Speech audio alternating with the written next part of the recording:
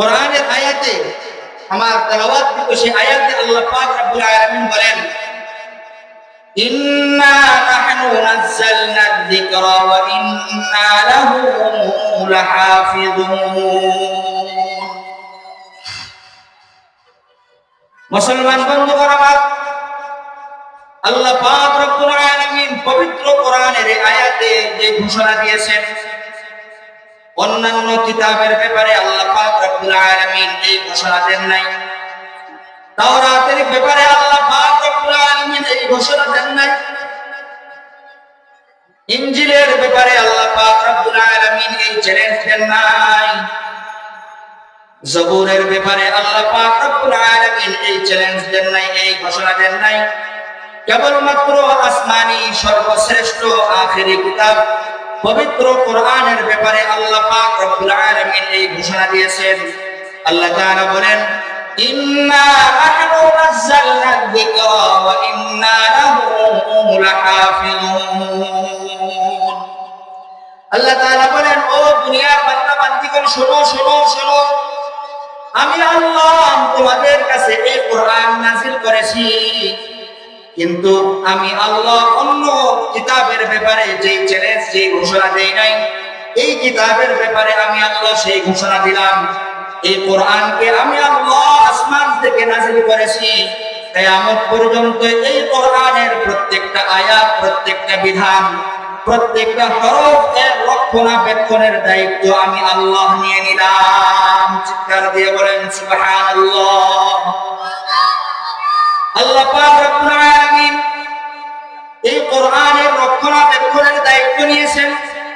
কিয়ামত পর্যন্ত নাস্তিক মুরতাদেরা, বেঈমানেরা এই কোরআনের একটা বিধানকেও তারা বিকৃত করতে পারবে না।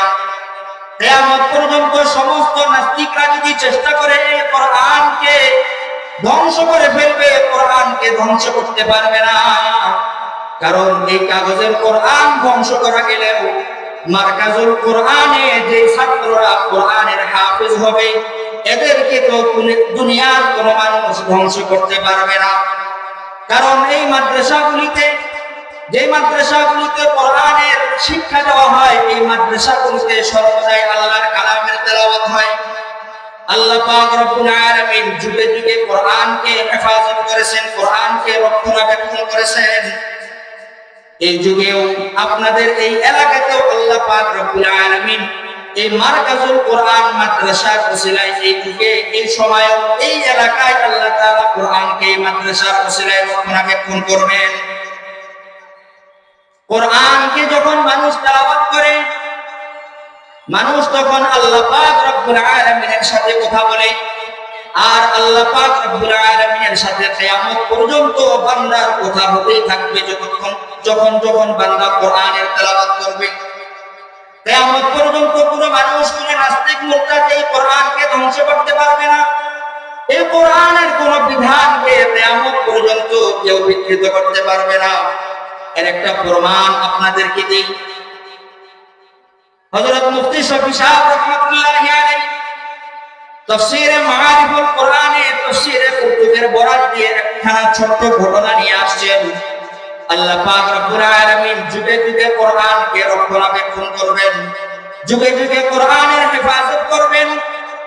আল্লাহ পাক রব্বুল আলামিনের এই সিদ্ধান্তই চূড়ান্ত সিদ্ধান্ত। কিন্তু মানুষের ঈমান বৃদ্ধি পাওয়ার জন্য, মানুষকে আল্লাহ তাআলা এই ব্যাপারে আরো মজবুত হওয়ার জন্য যুগে যুগে আল্লাহ পাক রব্বুল আলামিন কিছু প্রমাণ দিয়েছেন। তাফসীরে কুতুবিতে ছোট্ট একটি ঘটনা নিয়ে আসছে।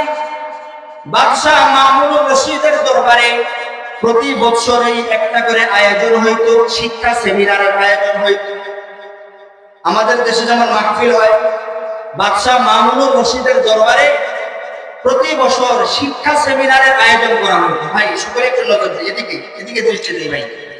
বাদশা মামুনুর রশিদের দরবারে প্রতি বছরই শিক্ষা সেমিনারের আয়োজন করা হতো। আমাদের দেশের স্কুল কলেজের শিক্ষকেরা দেখেন না, মাঝে মধ্যে শিক্ষা কর্মশালায় যায়, শিক্ষা প্রশিক্ষণে যায়। ঠিক তেমনি ভাবে আগের জামানায় বাদশারা বিভিন্ন সেমিনারের আয়োজন করতেন, বিভিন্ন অনুষ্ঠানের আয়োজন। তো বাদশা মামুনুর রশিদের দরবারে প্রতি বছরে শিক্ষা বিষয়ক সেমিনারের আয়োজন করা হইতো। এই সেমিনারে বিভিন্ন ধর্মের পণ্ডিতগণ আসতেন, তারা শিক্ষা বিষয়ে এবং নিজ নিজ ধর্ম বিষয়ে তারা জ্ঞান গর্ভ আলোচনা করতেন। ঠিক তেমনি মামুনুর রশিদের দরবারে এক ইহুদি পণ্ডিত এসেছিলেন। ওই ইহুদি পণ্ডিত ইহুদি ধর্ম সম্পর্কে বিশদ আলোচনা করেছেন, জ্ঞান গর্ভ আলোচনা করেছেন, যুক্তি তর্ক দিয়ে তিনি খুব মজার আলোচনা করেছেন, মানুষের দিলকে আকর্ষণ করে এমন আলোচনা করেছেন। বাদশাহ মামুনুর রশিদের কাছে তার আলোচনা খুব মজা লেগেছে, খুব ভালো লেগেছে। তিনি ওই ইহুদিকে ডাকছেন, ও আল্লাহর বান্দা, এদিকে আসেন। আপনি তো মনে হয় ইহুদি পণ্ডিত। জি, আমি ইহুদি পণ্ডিত। বাদশাহ মামুনুর রশিদ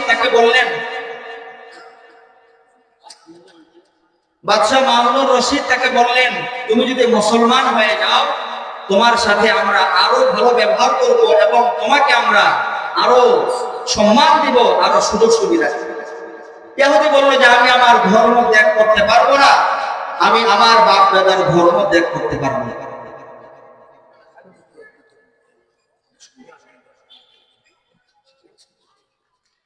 বাদশাহ মামুনুর রশিদ যখন তাকে এই প্রস্তাব দিলেন, ওই ইহুদি পণ্ডিত বাদশাহ মামুনুর রশিদের প্রস্তাবকে প্রত্যাখ্যান করে চলে গেল।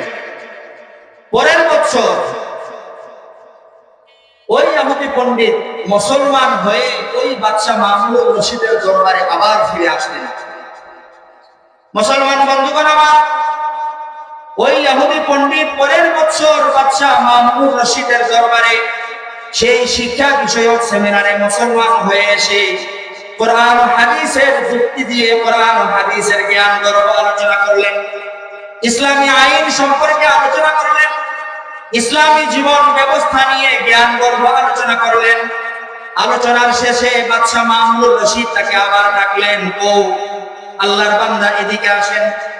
আপনি তো মনে হয় সেই ইহুদি পণ্ডিত যে গত বছর আমার দরবারে ইহুদি হয়ে এসেছিল, ইহুদি ধর্ম সম্পর্কে বিশদ আলোচনা করেছিল।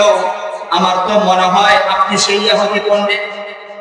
বাদশাহ মামুনুর রশিদের এই কথা, এই প্রশ্ন শোনার পর ওই ইহুদি পণ্ডিত বললেন, ও বাদশাহ মামুনুর রশিদ, আমি গত বছর আপনার দরবারে এসেছিলাম ইহুদি হয়ে, কিন্তু এই বছর আমি আপনার দরবারে এসেছি মুসলমান হয়ে।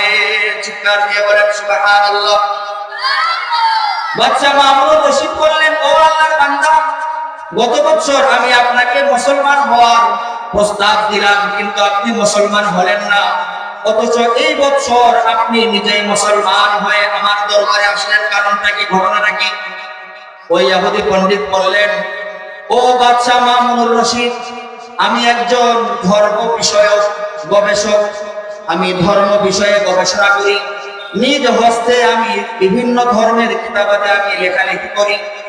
আপনার এই দরবার থেকে যাওয়ার পর আমার মন চাইল আমি বিভিন্ন ধর্মের কিতাবাদি লিখে মানুষের কাছে বিক্রি করব, গবেষণা করব।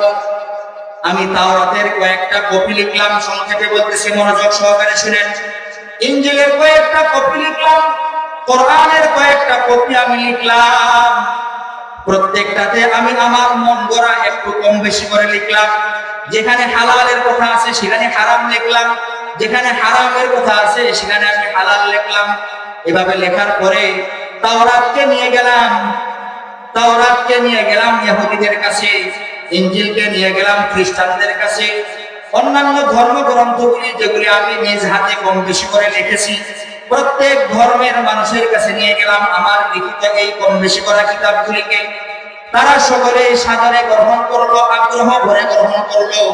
কিন্তু মুসলমানদের কাছে যখন আমার লিখিত এই কম বেশি করা কোরআনকে যখন নিয়ে গেলাম, মুসলমানেরা এই কোরআনকে সর্বপ্রথম যাচাই বাছাই করে যখন দেখলো এই কোরআনের মধ্যে বেশ কম করা হয়েছে, মুসলমানেরা আমার এই লিখিত কোরআনকে তারা ক্রয় করে নাই, আমার কাছে তারা ফেরত দিয়ে দিল।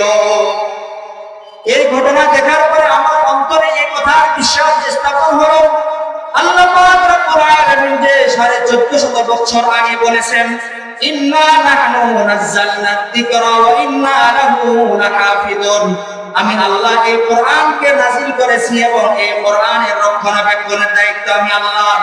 এই আয়াতের প্রতি আমার পূর্ণ বিশ্বাস স্থাপন হলো। ও বাদশা মামুনুর রশিদ, সঙ্গে সঙ্গে আমি কালিমা পড়ে মুসলমান হয়ে গেছি। চিৎকার দিয়ে বলেন সুবহানাল্লাহ।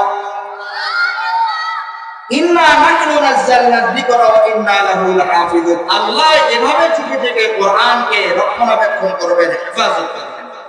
এজন্য কোরআনের একটা আমল আপনাদেরকে শিখাই দিয়ে যায়। আল্লাহ রাসূল সাল্লাল্লাহু আলাইহি ওয়াসাল্লাম বলেন, ও আমার সাহাবীগণ, লোহাতে পানি পড়লে যেমন জং ধরে, ঠিক মানুষ যখন গুনাহ করে তখন মানুষের অন্তরেও গুনাহ জং ধরে দাগ পড়ে যায়। আল্লাহ রাসূল সাল্লাল্লাহু আলাইহি ওয়াসাল্লাম যখন সাহাবায়ে কেরামদেরকে এই কথা বললেন, আল্লাহ রাসূলকে সাহাবায়ে কেরাম বললেন, ইয়া রাসূলুল্লাহ, লোহায় জং ধরলে তো রেত দিয়ে ঘষা যায়, সিরিজ দিয়ে ঘষা যায়, মানুষের অন্তরের এই রোগ, এই কালোটা কিভাবে মুছা যায়?